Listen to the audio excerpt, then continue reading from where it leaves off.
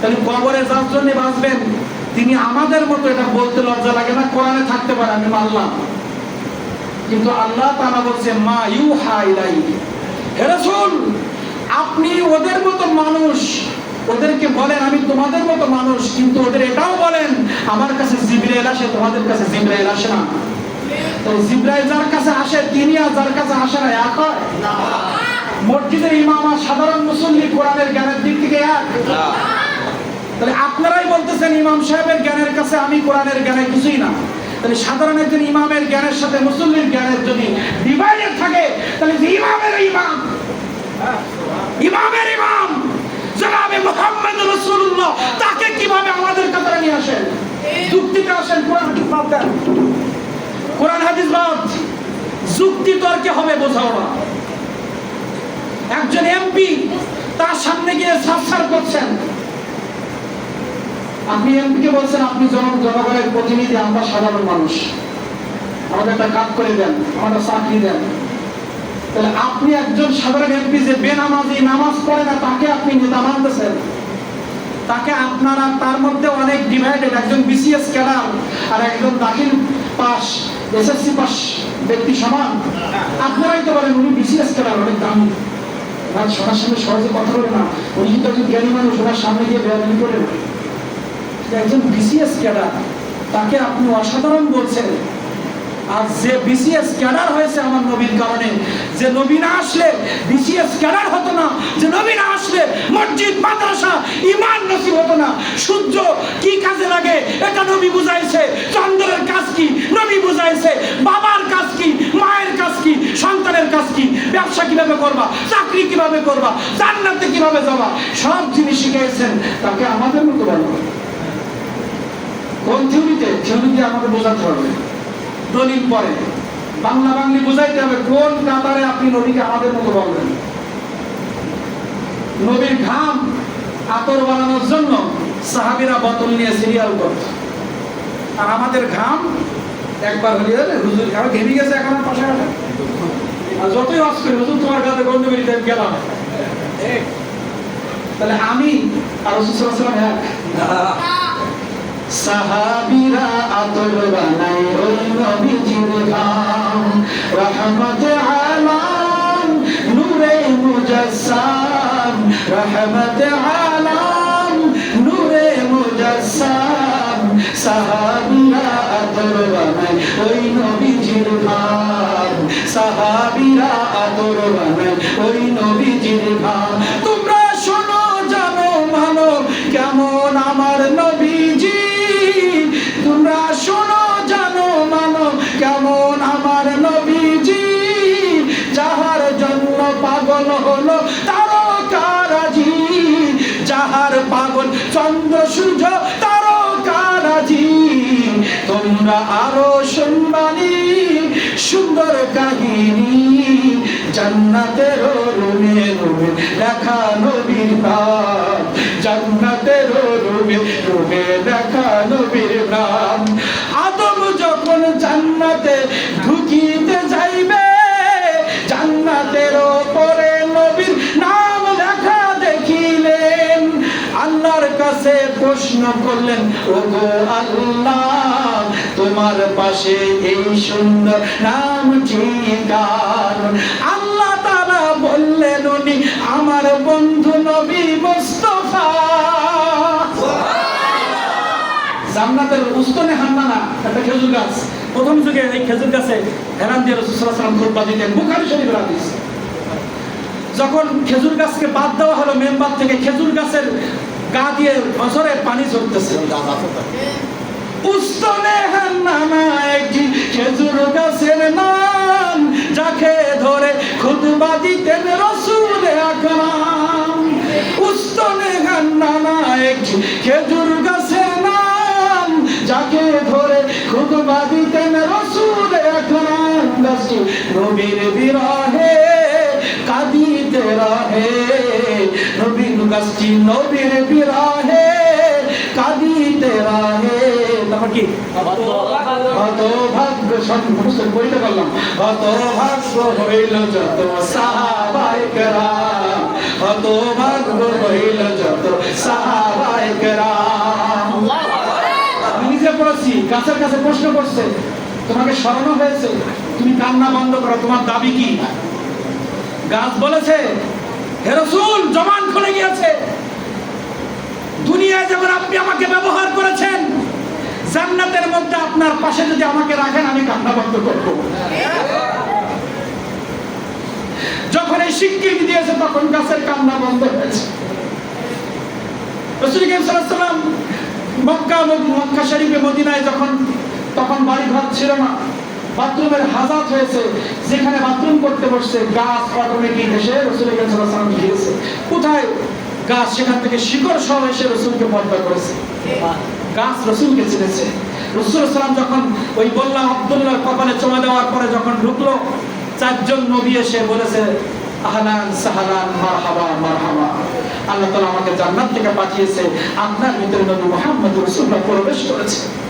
যেদিন দুনিয়া আসবেন চারজন জান্নাতি মহিলা রাসূল মা আমেনাকে ঘিরে ধরেছে। মা আমেনার ব্যাখ্যা, মা আমেনা রাদিয়াল্লাহু বলছে, যেদিন আমার নবী সুবে সাদেকের সময় আসবে তার আগে দেখি আকাশের চাঁদগুলো আমার বাড়ির উপরে এসে ঘিরে ধরেছে। আবু তালেবের জমানের কথা, রাসূল সাল্লাল্লাহু আলাইহি ওয়াসাল্লাম যখন বয়স হয়েছে বলছে, ভাতিজা তোমার সম্পর্কে আমি একটা কথা বলবো। কি কথা? যখন তুমি দুনিয়া আসছিলে, তোমাকে যখন ঘর থেকে বাহির করা হয়েছে, এক জায়গায় শোয়ানো হয়েছে, তো আমি দেখলাম তুমি চাঁদের দিকে তাকাচ্ছ। যখন তুমি তাকাচ্ছ আমি একবার চাঁদের দিকে তাকায় তোমার মুখের দিকে তাকায় দেখি আগে চাঁদের যে রূপ ছিল, তুমি যখন তাকাইছো চাঁদের রূপ চেঞ্জ হয়ে গেছে। আমি দেখতেছি চাঁদ আস্তে আস্তে জমিনের দিকে আসতেছে। আবু তালেব বলল, চাঁদ জমি আসছে, আমার পৃথিবী ধ্বংস হয়ে যাবে। কিন্তু হঠাৎ করে কিছু দূর আসার পরে আমি তালেব দেখলাম ওই চাঁদ দাঁড়িয়ে গেল। আমি চাঁদের দিকে তাকাইলাম আর তোমার দিকে তাকাইলাম। তুমি যখন চাঁদের দিকে তাকায় মুস্কি হাসো, দেখি চাঁদের আলো বেড়ে যায়। তুমি চাঁদের দিকে যখন তাকাও চাঁদ দেখে হাসে। আমি তোমার দিকে তাকাই, চাঁদের দিকে তাকাই, আমি দেখলাম তোমার ডান হাতটা তুমি এরকম করতেছো, ডান হাতটা যখন ডান দিকে নিছো চাঁদ দেখি ডান দিকে নড়ে, তোমার আঙুল যখন বাঁ দিকে যায় চাঁদ দেখি বাঁ দিকে যায়। আপনি এটা যদি বিশ্বাস না করেন, আপনি রাসূল সাল্লাল্লাহু আলাইহি ওয়াসাল্লাম হাতের ইশারায় চন্দ্রের দ্বিখণ্ড এসে মানেন কিনা? তা আবু তালেব বলছে, যখন আমি দেখি চাঁদ একবার ডানে একবার বাঁয়ে একবার উজ্জ্বল হয় আবার আলো নিভে যায়, তখন আমি বুঝলাম চাঁদ তোমার সাথে খেলা করতে আসছে। মা আমেনা যখন চিন্তা করলেন, আমার সন্তানের বাবা দুনিয়ায় নাই, আমার এই সন্তানের বাবা যদি দুনিয়ায় বেঁচে থাকতো, মক্কার অনেক বাবারা তাদের সন্তানদেরকে ধরে ধরে সুন্দর সুন্দর খেলনা কিনে দেয়, সন্তানদেরকে নিয়ে বিভিন্ন জায়গায় ঘোরাতে বেড়াতে নিয়ে যায়। আমার স্বামী যদি বেঁচে থাকতো, আমার সন্তানকে এভাবে করে খেলনা কিনে দিত, বিভিন্ন জায়গায় বেড়াইতে নিয়ে যাইতো। আল্লাহ তাআলা আসমান থেকে বললেন, হে আমিনা, তুমি চিন্তা করো না। তুমি কিসের চিন্তা করো? তোমার স্বামী আব্দুল্লাহ যদি বেঁচে থাকতো, আমার মুহাম্মদকে কি কিনে দিত? প্লাস্টিকের খেলনা, কাঠের খেলনা, মাটির খেলনা, এই ছাড়া তো আর কোনো খেলনা সে সময় ছিল না। তুমি এই চিন্তা করো, একটু দেরি করো, আমি চাঁদকে ইশারা করেছি, ওই চাঁদ তুমি আমার নবীর জন্য খেলনা হয়ে জমিনে চলে যাও। যে চাঁদ খেলনা নবীর জন্য, দুনিয়ার কোনো খেলনার সাথে মিশে। যখন চিন্তা করলেন বিভিন্ন জায়গায় বেড়াতে নিয়ে যাবে, আল্লাহ তাআলা বলেন, মা আমেনা তুমি কি চিন্তা করো? মক্কার বড় বড় ব্যক্তিরা তার সন্তানদের কোথায় নিয়ে যায়? আব্দুল্লাহ থাকলে নবী মুহাম্মদুর রাসূলুল্লাহকে তায়েফে বেড়াতে নিয়ে যাইতো, মক্কায় বেড়াতে নিয়ে যাইতো, মদিনায় বেড়াতে নিয়ে যাইতো, ইরাকে, ইরানে, তুরস্কে, শাম দেশে নিয়ে যাইতো, এই দেশগুলোতে সে ভ্রমণ করাইতো। আমি আল্লাহ তোমাকে বলতেছি, আমার নবীর একটু সময় হতে দাও, জমিন থেকে আমি আমার নবীকে ধরে আসমানে নিয়ে এসে জান্নাত জাহান্নাম পৃথিবীর সব সৌন্দর্যকে আমার নবীকে মেরাজের মাধ্যমে আমি দেখাই দিব। দুনিয়ায় কোন জায়গায় বেড়াবে? দুনিয়ার সৌন্দর্য কি আমি আসমানে এনে সব সৃষ্টি আমার নবীকে ঘুরে চলে যায়। খাতাদের মিলাদুল নবীদের আমরা এই অনুষ্ঠানটা কিসের অনুষ্ঠান? সংক্ষেপে বলি মিলাদুল নবী। আমি একটু ঈদও লাগাই দিই, তারপর ব্যাখ্যা করি। ঈদে মিলাদুল নবী। ঈদ মানে খুশি। এখানে হাদিস আমি বলবো, আমি শেষ করবো। এই জন্য যদি টাকার দরকার থাকে আমি দেবো, যদি যোগ্যতা থাকে পড়িয়ে দেন। বলেন জুমার দিনকে ঈদের দিন বলা হয়েছে না হাদিস শরীফে? জানেন কে কে? জুমার দিনকে ঈদের দিন বলে। তো যারা বলে যে দুইটা ইসলাম মুসলমানের ঈদ নেই, তো জুমার ঈদ কোথায় আসলো? আরাফার দিনকে ঈদের দিন বলা হয়েছে। ঈদ মানে খুশি, যেদিনকে মানুষ কিছু পায়। সপ্তাহের মধ্যে জুমার দিন সবচেয়ে দামি না? হজের মধ্যে আরাফার দিন সবচেয়ে দামি। আরাফায় সবাইকে আল্লাহ মাফ করে দেয়, সুবহানাল্লাহ। আর জুমার দিন আল্লাহ তাআলা সবাইকে মাফ করে দেয়, বল সুবহানাল্লাহ। এক জুমা থেকে আরেক জুমার সগীরা সব গুনাহ মাফ হয়ে যায় জুমার দিন। তাহলে যেদিনের একটু বেশি বেশি কিছু থাকে ওই দিনে একটু বেশি খুশি হয়। তো যেটা স্পেশাল এই সময়টাকে ঈদ বল। খুশি, ঈদ মানে কি? খুশি। ঈদ মানে খুশি। আর তার জুমার দিনে বেশি বড় নিয়ামত, আমরা বেশি আমাদের গুনাহ মাফ করাইতে পারি। আর যার গুনাহ মাফ হবে সে জান্নাতি। আর জান্নাতে যাওয়ার মতো সুখ তো পৃথিবীর কোনো মানুষের আছে? জান্নাতে যদি কেউ ঘোষণা পায় জান্নাতি হয়, কোটি কোটি টাকার অর্থ, কোটি কোটি টাকার সম্পদ আল্লাহকে দিতে যাবেন, তার বিনিময়ে জান্নাতের 1 ইঞ্চি জায়গা আপনার জড়বে না। আল্লাহ বলে সুবহানাল্লাহ পড়ো জান্নাত পাবো, আলহামদুলিল্লাহ পড়ো জান্নাত পাবো, হালাল খাও জান্নাত পাবো।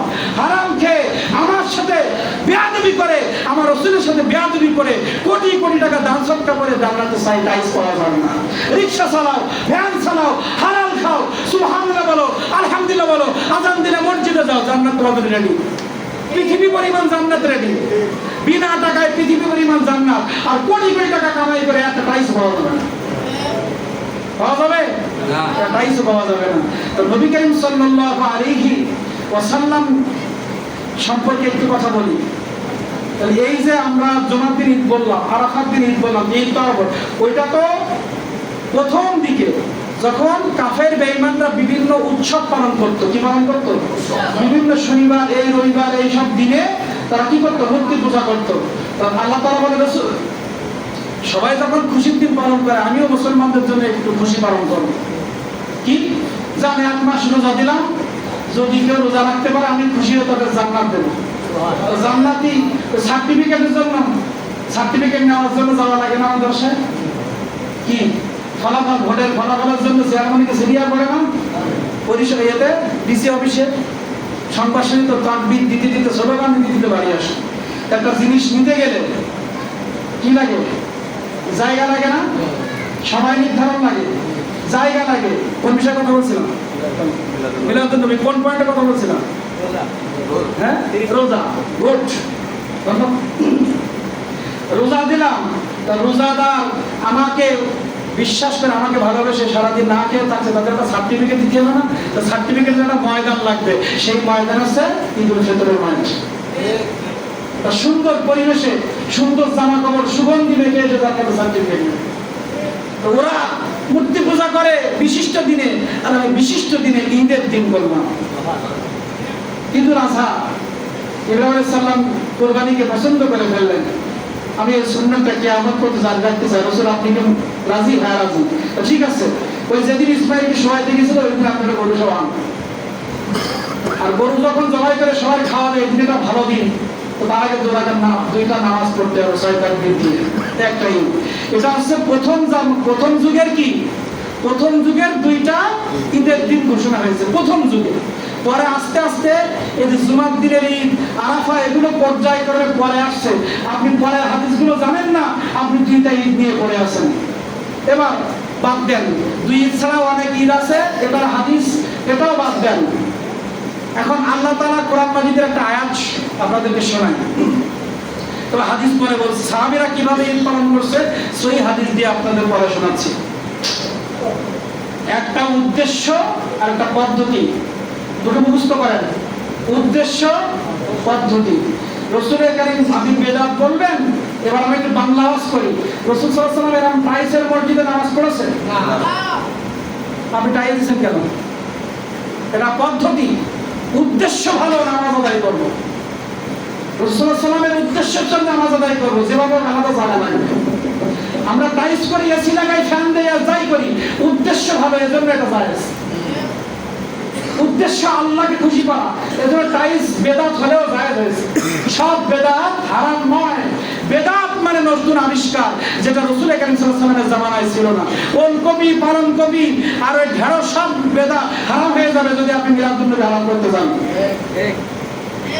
আপনি তাফসীরুল কোরআন মাহফিলের যে ব্যানার দিচ্ছেন রাসূল কারীম সাল্লাল্লাহু আলাইহি ওয়াসাল্লামের জামানায় বা সাহাবীদের জামানায় তাফসীরুল কোরআন মাহফিলের ব্যানার দিয়ে ওয়াজ করেছে, একটা হাদিস দেখাতে পারলে মিলাদুন নবী আজ জীবনে পালন করবে না। তাহলে আপনার কোরআন, আপনার প্রচারের জন্য তাফসীরুল কোরআন মাহফিল ব্যানার, এটা রাসূলের জামানায় ছিল না। উদ্দেশ্য কি? কোরআন প্রচার, পদ্ধতি নতুন। কিন্তু যদি নতুন পদ্ধতির মধ্যে আল্লাহর কথা আসে, রাসূলের কথা আসে, মানুষকে জাহান্নাম থেকে জান্নাতের পথে ডাকা হয়, ওই পদ্ধতি ভালো। বেদাত একটা হাসানা, একটা সাইয়্যিদ। বেদাত মানে নতুন আবিষ্কার। বেদাত শুনলে বা দাঁত ভেঙে যায় মানুষ, তার দোকানে ওই বেদাত বেদাত কি ভালো কি খারাপ তা যাচাই করে না। বেদাত মানে নতুন আবিষ্কার, যেটা রাসূলও করে নাই, সাহাবীও করে নাই। এখন 20 রাকাত তারাবি নামাজও বেদাত, রাসূল কোনদিন জামাতে পড়ে নাই। কিন্তু রাসূল সাল্লাল্লাহু আলাইহি ওয়াসাল্লাম বলেছেন, আমার সাহাবীরা ইজমা কিয়াসের দরজা রাসূল খুলে গেছেন।